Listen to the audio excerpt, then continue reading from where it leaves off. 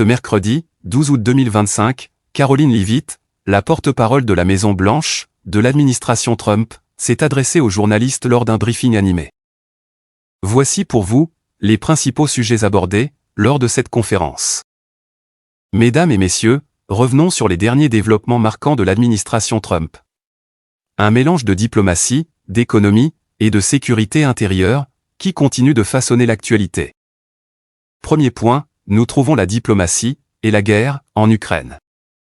Le président Trump s'apprête à rencontrer son homologue russe, Vladimir Poutine, en Alaska. Objectif, trouver une issue à la guerre en Ukraine, conflit qui, selon la Maison-Blanche, a éclaté sous l'administration Biden, jugée incompétente.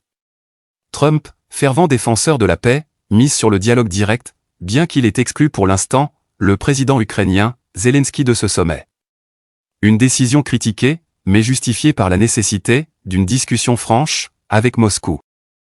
En parallèle, l'administration célèbre un succès diplomatique récent. La signature d'une déclaration de paix entre l'Azerbaïdjan et l'Arménie, mettant fin à des décennies de tensions. Preuve, selon la porte-parole, que Trump préfère toujours la paix au conflit. Deuxième point, on a l'économie.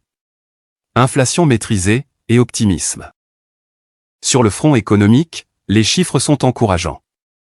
L'inflation reste stable, à 1,9% en moyenne annuelle, avec une baisse notable des prix de l'énergie, inférieure à 10% pour l'essence, des produits alimentaires inférieurs à 20% pour les œufs, depuis l'arrivée de Trump, et des loyers, au plus bas depuis 2021. Les salaires réels progressent, plus 1,3%, et la confiance des petites entreprises atteint un sommet sur 5 mois.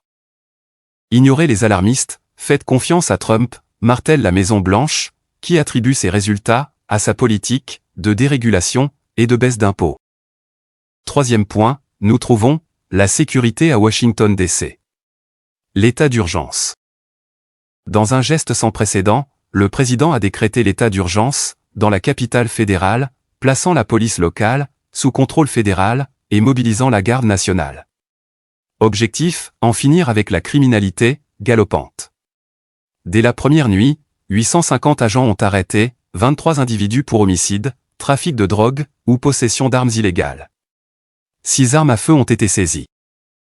La porte-parole fustige les démocrates, accusés de minimiser l'insécurité. Washington redeviendra la ville la plus sûre du monde, promet-elle, évoquant aussi le démantèlement de 70 camps, de sans-abri et des sanctions, pour ceux refusant les centres d'accueil. Quatrième point, concerne l'immigration. Des frontières plus sécurisées que jamais.